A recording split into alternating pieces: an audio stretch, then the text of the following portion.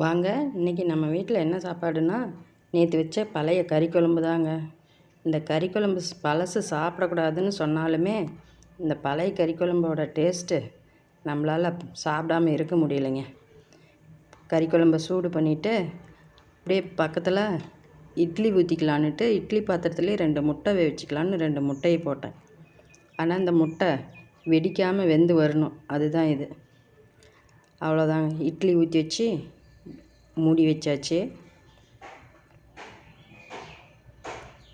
இட்லி வெந்துச்சுன்னா சாப்பிட்றதான். இட்லி வெந்துருச்சு, இப்போ இட்லி வச்சுக்கலாம். இட்லி வச்சுக்கிட்டு குழம்பு கொஞ்சம் சூடு பண்ணியாச்சு.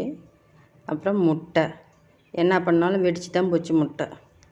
அப்புறம் நம்ம மரத்து கொய்யாப்பழம். அவ்வளோதாங்க இன்றைக்கி சாப்பாடு. வாங்க சாப்பிட்லாம். அப்படியே வீடியோ பிடிச்சிருந்தா நம்ம சேனலை சப்ஸ்கிரைப் பண்ணுங்கள், லைக் பண்ணுங்கள், கமெண்ட் பண்ணுங்கள். வீடியோ பார்த்ததுக்கு நன்றி.